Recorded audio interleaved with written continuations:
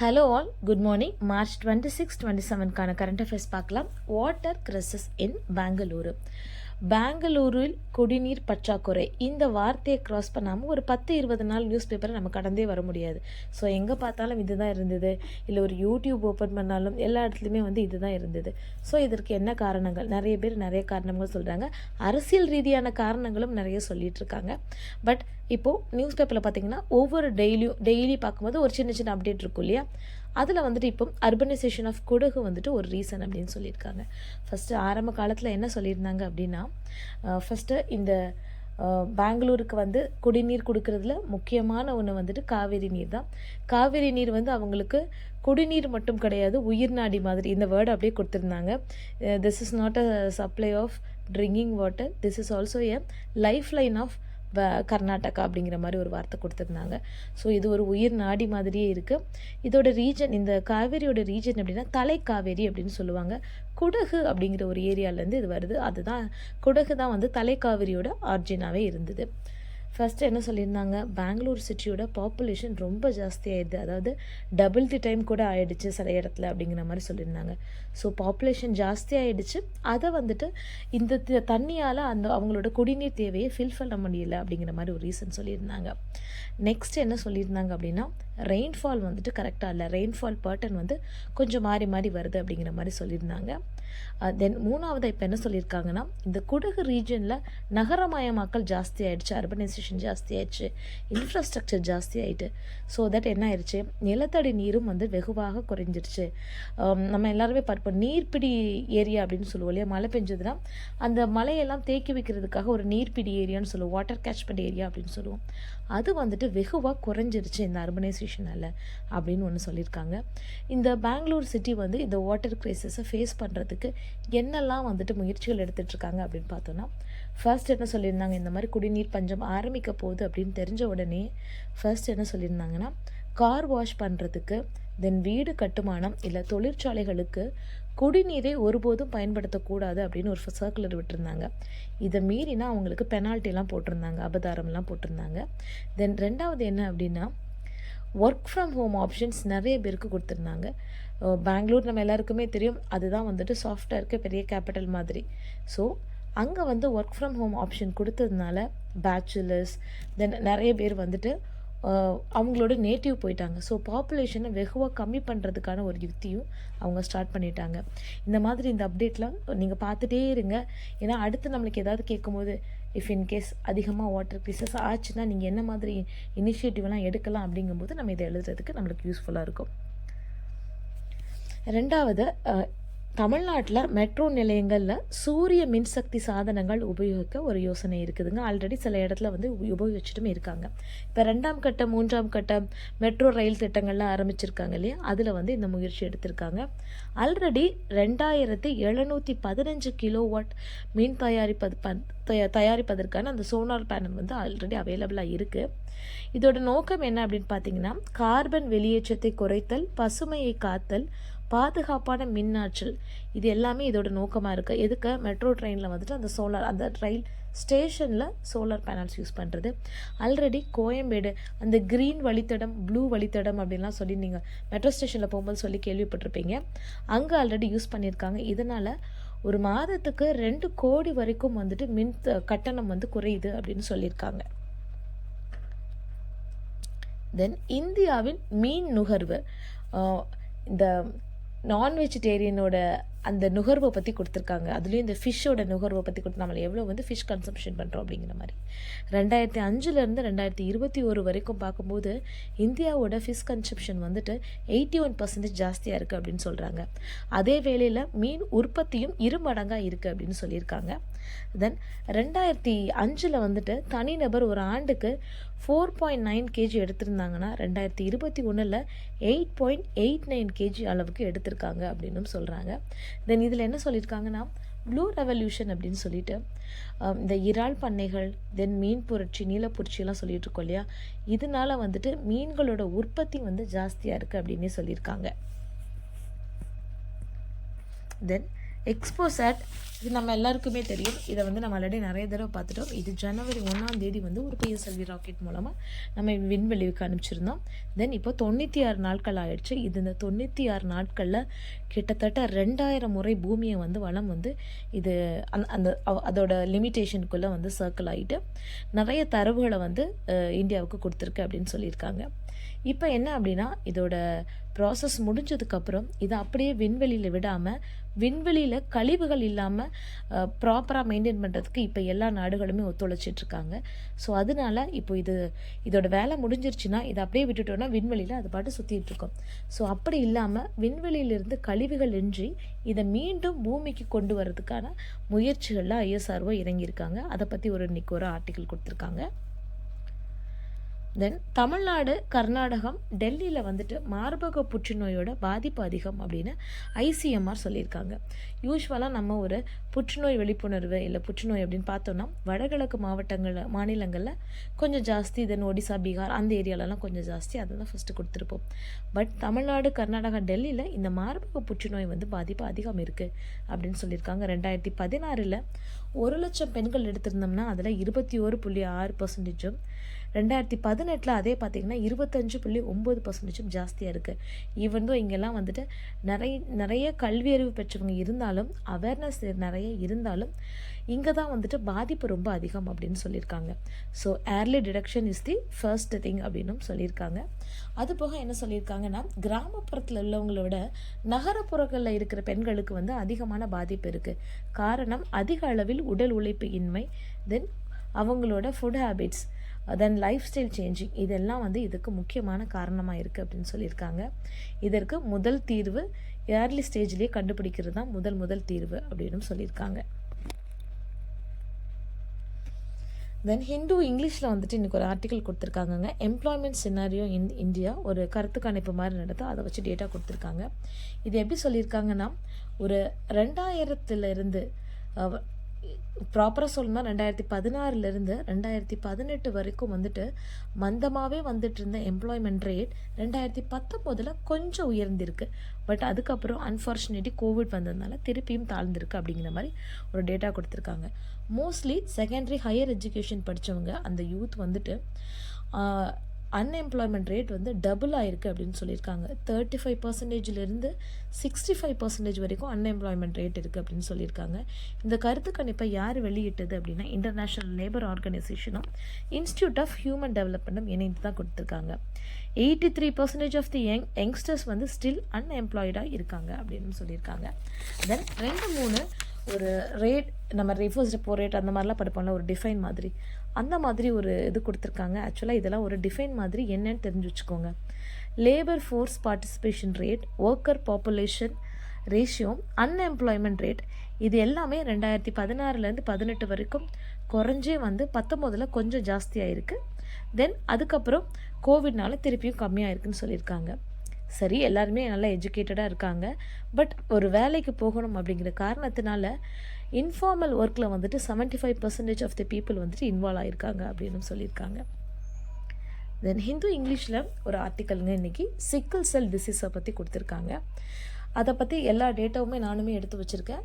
இதிலே ஓரளவுக்கு எல்லாம் கவர் ஆகிருக்கும். இல்லை இன்னும் நான் வந்து ஒரு ஃபுல்லாக படிக்கணும் அப்படின்னு நினச்சிருந்தீங்கன்னா இன்றைக்கி இங்கிலீஷ் ஹிந்துவில் கொடுத்துருக்காங்க, பார்த்துக்கோங்க. ஸோ சிக்கிள் செல் டிசீஸ்னால் என்ன? இது ஒரு ஹீமோக்ளோபின் டிஸார்டர். ஆர்பிசி வந்துட்டு ரவுண்ட் ஷேப்பில் இருக்கிற ஆர்பிசி க்ரசன்ட் இல்லை சிக்கிள் ஷேப்பில் மாறுறது. காரணம் என்னென்னா due to genetic mutation. So இது எல்லாமே முக்கியமான கீவேர்ட் மட்டும்தான் கொடுத்துருப்பேன். அந்த இப்போ ஒரு ஆர்டிக்கல் எழுதுகிறாங்கன்னா அதில் வந்து ப்ராப்பராக ஸ்டெப் பை ஸ்டெப்பாக அழகாக சென்டென்ஸ் ஃபார்மேஷன் பண்ணி கொடுத்துருப்பாங்க. பட் நான் வந்து இதில் அப்படி எழுதலை, சும்மா ஒரு கீவேர்டை மட்டும் தான் எடுத்து கொடுத்துருக்கேன். பட் இதில் கொடுத்துருக்க கீவேர்டு எல்லாமே ரொம்ப முக்கியமான கீவேர்டு. இப்போ சிக்கிள் செல்லுன்னா என்னென்னு கேட்டிங்கன்னா, நீங்கள் டக்குன்னு ஹீமோக்ளோபின் டிஸார்டர் அப்படின்னு எழுதாமல் போகவே முடியாது. தென் ஜெனட்டிக் மியூட்டேஷன் எழுதாமல் போகவே முடியாது. இது எல்லாமே ரொம்ப ரொம்ப முக்கியமானது. தென் அதே மாதிரி ஆர்பிசி வந்து சிக்கிள் ஷேப்பாக இருக்குது அப்படிங்கிறதும் எழுதாமல் போக முடியாது இல்லையா? ஸோ இதெல்லாமே முக்கியமான கீவேர்ட்ஸ். இல்லை நான் நல்லா படிக்கணும்னா நீங்கள் நியூஸ் பேப்பரை பார்த்து படிச்சுக்கோங்க. இல்லை கீவேர்ட் மட்டும் பார்த்தாலே நான் ஓரளவுக்கு அண்டர்ஸ்டாண்ட் பண்ணிக்குவேன்னா இதை பார்த்து நீங்கள் தெரிஞ்சு வச்சுக்கோங்க. பட் இதெல்லாம் ரொம்ப முக்கியமானதுங்க, கண்டிப்பாக யூஸ் ஆகும், நோட் பண்ணி வச்சுக்கோங்க. சரி, சிக்கிள் செல் அனிமியா வந்துடுச்சு, என்னென்ன இம்பேக்ட்லாம் இருக்கும், இல்லை என்னென்ன டிஸார்டர்ஸ்லாம் இருக்கும்னா, ஃபர்ஸ்ட் ஒன் நான் எழுதாம போட்டிருக்கேன். ஃபர்ஸ்ட் என்னாகும், நம்மளோட ஆர்பிசி வந்துட்டு நம்மளோட ஆக்சிஜனோட இம்பேர் பண்ண முடியாமல் ஆகிடும். ஸோ ஃபர்ஸ்ட் ஒன் அதுதான், லேக் ஆஃப் ஆக்சிஜன் இல்லை இம்பேர் ஆஃப் ஆக்சிஜன் அப்படிங்கிற மாதிரி. தென் அதனால என்னாகும், leading to anaemia, organ damage, severe or episodic pain, premature death, இது எல்லாமே நடக்கும் அப்படின்னு சொல்லியிருக்காங்க. தென் இந்தியா, நெக்ஸ்ட் வந்து ஒரு டேட்டா இருக்குது. India has the third highest number of sickle cell disease. யாருக்கு அப்புறம்னா நைஜீரியா ஃபர்ஸ்ட் இருக்காங்க, ரெண்டாவது காங்கோ இருக்காங்க, மூணாவது வந்து இந்தியா தான் இருக்குது. அப்ராக்சிமேட்லி ஒரு வருஷத்தில் 15,000 25,000 பேபிஸ் வந்துட்டு சிக்கல் செல் அனிமியாவோடய பிறக்கிறாங்க, இல்லைன்னா அந்த ரிஸ்கோடையே பிறக்கிறாங்க. பட் அன்ஃபார்ச்சுனேட்டாக இது என்ன அப்படின்னா, கொஞ்சம் ட்ரைபல் கம்யூனிட்டியில் தான் அதிகமாக இருக்குது அப்படின்னு சொல்லியிருக்காங்க. ஸோ இது ரொம்ப முக்கியமாக எழுதணும், ட்ரைபல் கம்யூனிட்டியில் தான் அதிகமாக இருக்குது அப்படிங்கிற மாதிரி. இதுக்கு என்னென்ன ப்ரோக்ராம்ஸ்லாம் இருக்குது அப்படின்னா, guidelines for national programme for prevention and management of sickle cell disease. இந்த ப்ரோக்ராம் ஆரம்பித்ததுக்கப்புறம் என்ன பண்ணாங்கன்னா, ரிஸ்க் இருக்கிற ஃபேமிலிஸ் இல்லை ரிஸ்க் இருக்கிற அந்த ரீஜனை பார்த்துட்டு கிட்டத்தட்ட 1,15,00,000 பேருக்கு வந்துட்டு கூப்பிட்டு செக் பண்ணியிருக்காங்க. இதில் செக் பண்ணதில் ரிஸ்க் ஃபேக்டர் இல்லை இந்த சிக்கல் செல்லால் பாதிக்கப்பட்டவங்க மட்டும் 8.75% கிட்டத்தட்ட 9,00,000 பேர் இருந்திருக்காங்க. ஸோ அவங்களுக்குலாம் பாசிட்டிவாக இருந்திருக்கு, அவங்களுக்கு ட்ரீட்மெண்ட் எடுத்திருக்காங்க. ஸோ இங்கேயும் வந்துட்டு ஏர்லி டிடெக்ஷன் கண்டிப்பாக வேணும், ஏன்னா வெளியில் பார்க்குறதுக்கு தெரியாது. தென் ரொம்ப சிம்டம்ஸ் ஜாஸ்தியானதுக்கப்புறம் தான் நம்ம பார்த்தோம்னா இன்னும் கொஞ்சம் கஷ்டம். ஸோ ஏர்லி டிடெக்ஷன் இதுலேயுமே ரொம்ப இம்பார்ட்டன்ட். நெக்ஸ்ட் வந்துட்டு இந்த சிக்கல் செல்மியால் பாதிக்கப்பட்டவங்களை என்ன சொல்கிறாங்க அப்படின்னா, டிசேபிள் லிஸ்ட்டில் வந்துட்டு அவங்களும் இன்க்ளூட் பண்ணிட்டாங்க. Rights of persons with disabled act 2016 படி ஒரு 21 லிஸ்ட் கொடுத்துருக்காங்க. 21 டிசேபிள்டு கேட்டகரிஸ் பற்றி அவங்களாம் இந்த லிஸ்ட்டில் சேர்த்துருக்காங்க. அதில் இந்த சிக்கல் செல் டிசீஸில் உள்ளவங்களையும் இந்த லிஸ்ட்டில் சேர்த்துருக்காங்க. தென் 2023 நேஷ்னல் சிக்கல் செல் அனிமியா எலிமினேஷன் மிஷன் அப்படின்னு ஒன்று கொண்டு வந்தாங்க. இதோட எய்ம் என்னென்னா 2047 சிக்கல் செல் அனிமியாவை வந்துட்டு எலிமினேட் பண்ணணுங்கிறது தான். தென் என்னென்ன ப்ராப்ளம் இருக்குது அப்படின்னா, first problem access to treatment. So ட்ரீட்மெண்ட்டில் என்னெல்லாம் இருக்குது அப்படின்னா, ஃபர்ஸ்டே நம்ம பார்த்துட்டோம், இது எல்லாமே வந்துட்டு ட்ரைபல் கம்யூனிட்டிலாம் அதிகமாக இருக்குது அப்படின்னு. ஸோ ட்ரைபல் கம்யூனிட்டிங்கும்போது கிராமத்தில் வந்துட்டு அதிகமான மக்கள் வசிப்பாங்க. நம்மளோட ஏரியா மட்டும் பார்க்கக்கூடாது, ஒட்டுமொத்த இந்தியாவும் பார்க்கும்போது ஸோ கிராமத்தில் வந்து அதிகமான ட்ரைபல் கம்யூனிட்டி வசிக்கிறாங்க. ஸோ அவங்களுக்கு ஃபர்ஸ்ட் வந்து இந்த ஆக்சஸ் டு ட்ரீட்மெண்ட்டே வந்து கஷ்டமாக இருக்குது. ஃபஸ்ட்டு மெடிசன் வந்து ஹைட்ராக்சியூரியாங்கிறது தான் இந்த சிக்கல் செல் அனிமியாவுக்கு ப்ரிஸ்கிரைப் பண்ணுற ஒரு ஃபர்ஸ்ட்டு மெடிசன். இது வந்துட்டு ஆர்பிசி அதோட ஷேப்லேருந்து மாறாமல் இருக்கிறதுக்கு யூஸ் ஆகுது. நெக்ஸ்ட்டு டக்குன்னு மாறும் இல்லையா, அதோட டைம் டியூரேஷனை குறைக்குது. தென் ஆக்சிஜனோட கொஞ்சம் பேர் ஆகுது. ஸோ இந்த மெடிசனை வந்து ட்ரீட்மெண்ட்டுக்காக கொடுக்குறாங்க. பட் இதில் என்ன பிரச்சனை அப்படின்னா, இது எல்லா இடங்களையும் வந்து அவைலபிளாக கிடைக்கிறது கிடையாது. நிறைய ஃபெசிலிட்டி இருக்கிற ஒரு ஹாஸ்பிட்டலில் மட்டும்தான் கிடைக்குது. முக்கியமாக மெடிக்கல் காலேஜ் இருக்கும் இல்லையா, அந்த ஹாஸ்பிட்டலில் மட்டும்தான் அதிகமாக கிடைக்குது அப்படின்னு சொல்கிறாங்க. ஸோ கிராமத்தில் இருக்கிறவங்களுக்கு இந்த மருந்து கிடைக்கிறதுல கொஞ்சம் கஷ்டம் இருக்குது. ரெண்டாவது, அடிக்கடி அவங்க பிளட் டிரான்ஸ்ஃபியூஷன் பண்ணுவாங்க. ஸோ பிளட் டிரான்ஸ்ஃபியூஷன் பண்ணும்போது இது நமக்கே தெரியும், ஒரு நார்மலாக ஒரு பிளட் கிடைக்கிறது கொஞ்சம் கஷ்டமாக தான் இருக்குது. ஈவன் தோ நிறைய பேர் வந்துட்டு பிளட் டொனேட் பண்ணாலுமே வந்துட்டு இன்னும் கொஞ்சம் கஷ்டமாக தான் இருக்குது. பட் இதில் உள்ளவங்களுக்கு வந்துட்டு சம்டைம்ஸ் அவங்களோட கண்டிஷன் ரொம்ப சிவியர் ஆயிடுச்சுன்னா உடனே பிளட் டிரான்ஸ்ஃபியூஷன் பண்ணணும் அப்படிங்கிற மாதிரி அறிவுறுத்தப்படுறாங்க. கிராமத்தில் உள்ளவங்களுக்கு இந்த பிளட் கிடைக்கிறதுலும் கொஞ்சம் கஷ்டம் இருக்குது அப்படின்னு சொல்கிறாங்க. தென் போன் மேரோ டிரான்ஸ்பிளேஷன், இதுக்கு டோனர் கிடைக்கிறது கஷ்டமாக இருக்குது அப்படிங்கிற மாதிரி சொல்கிறாங்க. ஸோ இது எல்லாமே வந்துட்டு ட்ரீட்மெண்ட்டுக்காக உள்ள என்னென்னலாம் ப்ராப்ளம் இருக்குங்கிற மாதிரி சொல்லிகிட்ருக்காங்க. தென் கிறிஸ்பிஆர், இது நம்ம எல்லாருக்குமே தெரியும். Group 2 Group 1 மெயின்ஸ் படிச்சிருக்கவங்க இந்த சயின்ஸ் அண்ட் டெக்னாலஜி டாப்பிக்கில் இதெல்லாம் படிச்சிருப்பீங்க. இது என்னென்னா cluster regularly interspace short palindrome repeats. இது வந்து ஒரு தெரப்பிங்க. இந்த தெரப்பினால் கூட சிக்கல் செல் அனிமியாவை வந்துட்டு கொஞ்சம் கண்ட்ரோல் பண்ணலாம் அப்படின்னு அப்ரூவ் பண்ணியிருக்காங்க. யூகே யூஎஸ்லலாம் இதை அப்ரூவ் பண்ணியிருக்காங்க. ஈவன் இந்தியாவில் கூட இந்த ப்ராசஸ் இருக்குது. ஃபர்ஸ்ட் இந்த ப்ராசஸ் படி என்ன பண்ணுவாங்கன்னா, பேஷண்ட் இருந்துட்டு பிளட் ஸ்டெம் செல்லை கலெக்ட் பண்ணிடுவாங்க. ஸ்டெம் செல்ஸை கலெக்ட் பண்ணிவிட்டு அதை லேபில் வச்சு மாடிஃபை பண்ணுவாங்க. மாடிஃபை பண்ணிவிட்டு ஹை டோஸ் ஆஃப் ஹீமோதெரப்பி கொடுத்துருவாங்க. So high dose of chemotherapy யூஸ்வலாக வந்துட்டு கேன்சர் செல் ட்ரீட்மெண்ட்டுக்கு கொடுப்போம். இதில் வந்து ஹை டோஸ் ஆஃப் ஹீமோதெரப்பி கொடுக்கறதுனால இந்த சிக்கிள் ஷேப்பில் மாறி இருக்க அந்த செல்ஸ் இல்லை டேமேஜ் ஆன செல்ஸ் எல்லாமே வேனிஷ் ஆகிடும், இல்லை டெஸ்ட்ராய்ட் ஆகிடும். தென் நல்ல செல்ஸ் இருக்கும் இல்லையா, அந்த நல்ல செல்ஸ்க்கு தேவையான நியூட்ரிஷன்ஸ் நரிஷ்மெண்ட்ஸ்லாம் கொடுத்து செல்லை மாடிஃபை பண்ணி திருப்பியும் வந்துட்டு தெரப்பி மூலமாக பேஷண்ட்டுக்கு இன்ஃப்யூஸ் பண்ணிடுவாங்க. பட் இதெல்லாம் நடக்கிறதுக்கு ஒரு 1 இயர் ஆயிரும் இந்த ப்ராசஸ்க்கு. பட் ஃப்ரீக்வெண்ட்டான ஹாஸ்பிட்டல் விசிட்டும் இருக்கும். ஸோ இது ஒன்று தான் இதில் ப்ராப்ளம் அப்படின்னு சொல்லியிருக்காங்க. தென் இந்த கிறிஸ்பிஆர் வந்துட்டு எல்லா மக்களுக்கும் கிடைக்குமா அப்படின்னா கஷ்டம். இப்போ பாருங்கள், இது இப்போ ரொம்ப பெரிய டெக்னாலஜி. இது ஆக்சுவலாக ஒரு ஜீன் எடிட்டிங் டூல். நம்ம பிளட்டில் இருந்து எடுத்து ஸ்டெம் செல்லில் உள்ள ஜீனை மாடிஃபை பண்ணி கொடுக்குறது ஒரு ஜீன் எடிட்டிங் டூல். இதுதான் ஃபர்ஸ்ட் பாயிண்ட்டாக எழுதணும். கிறிஸ்பியான்னு கொடுத்தோன்னே ஃபர்ஸ்ட் பாயிண்ட்டாக நீங்கள் எழுத வேண்டியது ஜீன் எடிட்டிங் டூல் தான். அதுக்கப்புறம் தான் இந்த ஃப்ளோ சார்ட்டு, இந்த ப்ராசஸ் எல்லாமே எழுதணும். ஸோ இது எல்லாமே வந்து ஒரு கிராமத்தில் உள்ளவங்களுக்கு அக்சஸ் பண்ண முடியுமான ஒரு கஷ்டமாக இருக்கும் இல்லையா? ஸோ அதை தான் மென்ஷன் பண்ணியிருக்காங்க. தென் இன்னும் இந்த 2 தெரப்பியும் வந்துட்டு யூஎஸ் கவர்மெண்ட் கொடுத்துருக்காங்க. இது எல்லாமே கொடுத்துட்டு என்ன சொல்லியிருக்காங்கன்னா, இந்தியாவில் இந்த ப்ராசஸ் ரொம்ப வேகமாக போய்கிட்டு இருக்கு. 2047 நாங்கள் இதை எலிமினேட் பண்ணிடுவோம் அப்படிங்கிற மாதிரி இந்த ஆர்டிக்கலை முடிச்சிருக்காங்க. தென் இன்னொரு article, black carbon emission. Black carbon எமிஷன்னா அந்த பிளாக் கார்பன் எதை டினோட் பண்ணுறாங்க அப்படின்னு பார்த்தீங்கன்னா, முழுசாக எரியாமல் இருக்கும் இல்லையா? ஆக்சுவலாக வீட்டிலலாம் விறகு கறி அப்படின்னு முன்னாடி சொல்லுவாங்க, அடுப்பு கறின்னு சொல்லிட்டு. அதை வச்சு தான் இது கொடுத்துருக்காங்க. என்னென்னா, COP 26 காஸ்கோ மாநாட்டில் வந்துட்டு 2021 இந்தியா வந்து ப்ளஷ் பண்ணியிருக்கோம். நெட் ஜீரோ எமிஷன் 2017 அச்சீவ் பண்ணிடுவோம், நம்ம ப்ளஷ் பண்ணியிருக்கோம். இதற்கான முயற்சிகளை வந்துட்டு இந்தியன் மினிஸ்ட்ரி, எனர்ஜி டிபார்ட்மெண்ட் இருக்காங்களா, ரெனியூவபிள் எனர்ஜி மினிஸ்ட்ரி, அவங்க பண்ணிட்டு தான் இருக்காங்க.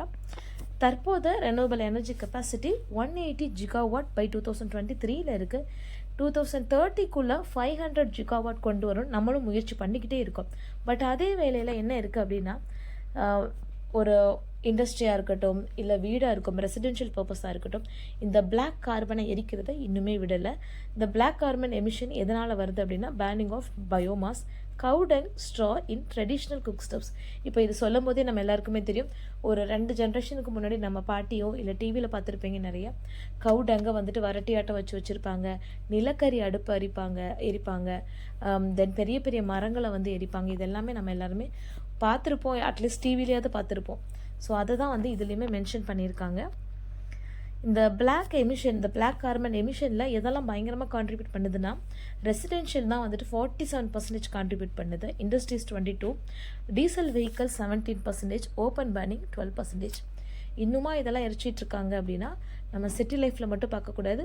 We have a solar stove, LPG, induction stove என்னெல்லாம் இருந்தாலுமே இன்னும் கிராமங்களில் வந்து அதெல்லாம் நடைமுறையில் இருக்குது. நம்ம வந்து தமிழ்நாட்டில் இருக்கிறதுனால தமிழ்நாடை கூட பார்க்கக்கூடாது, ஏன்னா அது ரொம்ப வளர்ந்த மாநிலமாக நம்ம இருக்கிறோம். இன்னும் நிறைய மாநிலங்களும் கிராமங்களும் வளராத நிலையில் இருக்காங்க. ஸோ அவங்களையும் நம்ம கன்சிடர் பண்ணி பார்க்கணும். ஸோ இதெல்லாமே மாற்றுறதுக்காக தமிழ்நாட்டில் வந்து ஒரு ஸ்கீம் இருக்குது இல்லையா, இந்தியாவில் ஒரு ஸ்கீம் இருக்குது, பிரதான் மந்திரி உஜ்வாலா யோஜனா. இதோட அல்டிமேட் எய்ம் என்ன அப்படின்னா, அந்த விறகடுப்பில் இருக்கிறவங்களை வந்துட்டு எல்பிஜிக்கு மாற்றுறது தான். ஸோ இதுதான் அதோட அல்டிமேட் எய்ம். இதில் வந்து 10 கோடி பயனாளர்கள் இணைஞ்சிட்டாங்க அப்படின்னு சொல்லிட்டு நம்ம ரீசெண்டாக நம்மளே கரண்ட் அஃபேர்ஸில் பார்த்துருந்தோம். ஸோ 10 கோடி பேர் போயிட்டாங்க. இதோட நோக்கம் என்னென்னா, ஃப்ரீ லிக்வைட் பெட்ரோலியம் கேஸ் எல்லாருக்குமே ஃப்ரீயாக வந்து எல்பிஜி ப்ரொவைட் பண்ணுறது தான். ஸோ அதுக்காக வந்து அவங்க அந்த ஸ்டவ்வோடு சேர்த்து, எல்பிஜி சிலிண்டர் மட்டும் இல்லை, ஸ்டவ்வோடு சேர்த்தே கொடுக்குறாங்க. அதுக்கு சப்சிடியெல்லாம் கொடுக்குறாங்க. ஸோ அதை பற்றி எல்லாமே கொடுத்துருக்காங்க. ஈவன் தோ இதெல்லாமே பண்ணியும் கூட நம்மளுக்கு வந்து இன்னும் பிளாக் கார்பன் எமிஷன் இருக்குது அப்படிங்கிறது தான் கொடுத்துருக்காங்க. ஸோ இதனால நம்மளுடைய பிளாக் கார்பன் எமிஷன் வந்து கணிசமாக குறைஞ்சிருக்கு அப்படின்னு சொல்கிறாங்க. ஸோ வெகு விரைவிலே முற்றிலுமாக குறைப்போம் அப்படிங்கிற மாதிரி அந்த ஆர்டிக்கல் முடிஞ்சிருக்கு. இது எல்லாமே ஹிந்து இங்கிலீஷில் இருக்குது. டைம் இருக்கவங்க பார்த்துக்கோங்க. தேங்க்யூ.